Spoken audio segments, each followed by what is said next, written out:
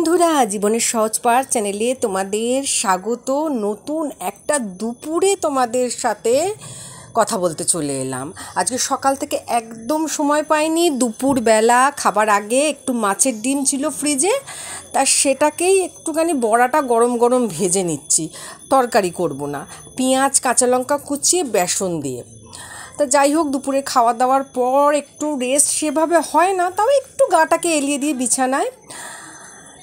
ঘুম তো হয় না, কারণ খেয়ে দিয়ে উঠতে উঠতেই 3:30 বেজে যায়। তারপর তো দোকানে চলে আসা। তা দোকানে চলে আসার বেশ কিছুক্ষণ পর এখানে কাকার মেয়ে চলে এসেছে। তা আমার দোকানটা এমন একটা জায়গায়, মানে বাড়ি আর দোকান মাঝখানে রাস্তা। বাড়িতে যেতে গেলে দোকানের পাশ দিয়েই যেতে হবে, তাই কেউ আমার চোখ এড়িয়ে যেতে পারে না। সবাই জানে যে দিদির বাড়ি যাওয়া, দিদি দোকানে আছে মানে তাকে যে বাড়িতে পাবে না তা কিন্তু নয়। মানে একদম বাড়ি আর দোকান একই প্রায় বলতে পারো, কিন্তু বাড়ির মধ্যে আমার দোকান নয়। এর বিভিন্ন ব্যাপারে কথা হচ্ছে আমাদের মধ্যে। আর সামনেই তো জামাই ষষ্ঠী, তা সেই পরিকল্পনা করছি যে কি পরবো, কি হবে। একদম তো গায়েই বাপের বাড়ি, তাই সেইভাবে আর এই গরমে না কি জামা কাপড় পরে থাকবো বলো তো। এমনিতে বাড়িতে খুব ক্যাজুয়ালি যে পোশাকগুলো পরি তাতেই গরম লাগে। আর এদিকে ছেলে একটুখানি নিমন্ত্রণ যাবে বলে, আমি মাঝে তো একটু বাড়িতে আসি মাঝে মধ্যে, তো একটু বাড়িতে এসে দেখছি ছেলে সেভিং করছে, একটা জন্মদিনের নিমন্ত্রণ আছে। এখন তো সেভিংয়ের ব্যাপারটা চলে এসছে না, কারণ আস্তে আস্তে বড় হয়ে গেছে। তাই দেখি আর ভাবি কতগুলো দিন পেরিয়ে এলাম।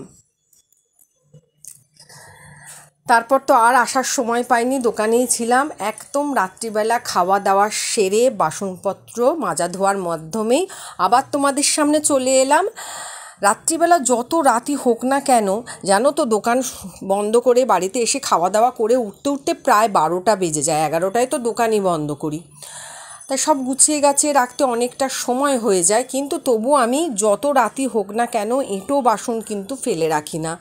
কারণ এঁটো বাসন ফেলে রাখলে আরশোলা, বিভিন্ন পোকামাকড়ের উপদ্রব হবে। একদম পরিষ্কার করে তবেই শুতে যাই। আর এদিকে রাত্রিবেলা আজকে ভাবলাম একটু স্কিন কেয়ার করে নিই। সেইভাবে তো পার্লারে যাওয়া হয় না, এমনকি আমি আইব্রো করতেও কিন্তু পার্লারে যাই না। কবে যে করেছি আইব্রো পার্লারে গিয়ে ভুলে গেছি, তা বাড়িতেই করি। আর কোনো যদি অকেশনালি কোনো জায়গায় যাই, কোনো অকেশান পড়ে যায়, তখনই আইব্রোটা করে নিই। নাহলে বাড়িতেই স্কিন কেয়ারগুলো বাড়িতেই করতে থাকি। খুব সাদা সাপটা জিনিস। সবার তো বিউটি পার্লারে যাওয়া সম্ভব হয় না আমাদের মতো নিম্ন মধ্যবিত্ত পরিবারে, কিন্তু সবাই নিজেকে সুন্দর করে তুলতে চায়। তাই সুন্দর করে তোলার অনেক জিনিস কিন্তু আমাদের ঘরোয়ের মধ্যে থাকে। ঘরোয়া বিভিন্ন টিপসের মাধ্যমে কিন্তু আমাদের ত্বকের জৌলসকে কিন্তু আমরা ফিরিয়ে আনতে পারি। খুব সাধারণ সাদামাটা একটা স্কিন কেয়ার রেসিপি তোমাদের আমি বলতে চলেছি। একদম চালের গুঁড়ো, মধু, এগুলো তো সবার ঘরেতেই থাকে। আর হচ্ছে চালের গুঁড়ি, মধু আর বেসন, এই দিয়ে আমি একটা মানে ব্যাটার মতো একটা তৈরি করে নিয়েছি। আর এর মধ্যে যদি একটু হলুদ দিতে পারো, যদি স্কিন কেয়ারের হলুদ থাকে, যেটাকে কি কসৌরি হলুদ বলে মনে হয়, ওইটা যদি থাকে খুব ভালো। আর নাহলে হচ্ছে এমনি যে রান্না করা যে হলুদ থাকে সেই হলুদ তোমরা দিয়ে দিতে পারো। এইটাকে ভালো করে মাখিয়ে নিয়ে মুখের মধ্যে অ্যাপ্লাই করো, দেখবে মুখটা বেশ পরিষ্কার হয়ে যায়। সারাদিন দোকানে বসে থাকে আর কত ধুলো বালি তো মুখের মধ্যে আটকে থাকে, তাই না? তা বেশ পরিষ্কার হয়ে যায়। আর যদিও আমাদের তো অনেকটাই প্রায় বয়স হয়ে গেল, কিন্তু যারা অল্প বয়সী তাদের আমি তাদের বলবো যে তারা যেন বাইরের কেমিক্যালযুক্ত জিনিসপত্র না ব্যবহার করে যদি ঘরোয়া উপায়গুলির মাধ্যমে নিজের সৌন্দর্যকে বিকশিত করতে চায়, খুব ভালো হয়। কোনো রিয়াকশান কিন্তু স্কিনের উপর পড়ে না। তা এই ঘরোয়া পদ্ধতিতেই আমি নিজের স্কিন কেয়ার করি। এখন বলে নয়, যখন অনেক আগের কথা বলছি, তখনও কিন্তু এইভাবেই করতাম। এমনকি বিয়ের সময় তখন তো এত বিউটি পার্লারের চল ছিল না। বিয়েতেও কিন্তু আমি বাড়িতেই এক পিসি আমাকে সাজিয়েছিলেন। তা বিয়ের ছবি যদি কোনো দিন তোমাদের সাথে শেয়ার করতে পারি, দেখলেই বুঝতে পারবে যে ঘরের মধ্যে ঘরোয়া লোকে সাজিয়েছে। আর ঠান্ডা জল দিয়ে মুখটাকে ধুয়ে নিলাম, দেখো কতটা মুখটা পরিষ্কার হলো। যদিও আমার গায়ের রং তো দেখতেই পাচ্ছ, আমি কিন্তু অত ফর্সা নয়। তা ফর্সা কালো কোনো ব্যাপার না, স্কিনের গ্লোটাই হচ্ছে আসল জিনিস। খুব ফর্সা অতীব সুন্দরী কিন্তু তার স্কিনটা ম্যারমারে কিন্তু ভালো লাগে না। আবার একজন দেখবে খুব কালো, হয়তো আমার থেকেও অনেকে এরকম কালো আছে, কিন্তু তাদের স্কিনটা কত গ্লো করে। তারপর মানুষের ব্যক্তিত্বের বহিঃপ্রকাশ কিন্তু তাকে বেশি সুন্দর করে তোলে, সেটা কিন্তু ধরে রাখা খুব দরকার। সব কিছু কেয়ারের মধ্যে নিজের মনের কেয়ারটা তো এর আগের ভিডিওতে আমি আলোচনা করেছিলাম, সেটা কিন্তু করা দরকার। নিজের ব্যক্তিত্বকে এমনভাবে প্রকাশিত করতে হবে যে ওর একটা আলাদা সৌন্দর্য কিন্তু মানুষের কাছে আমি মেলে ধরতে পারবো। তাই রূপের বড়াই আর গুণের কদর দুটোকেই কিন্তু করতে হবে।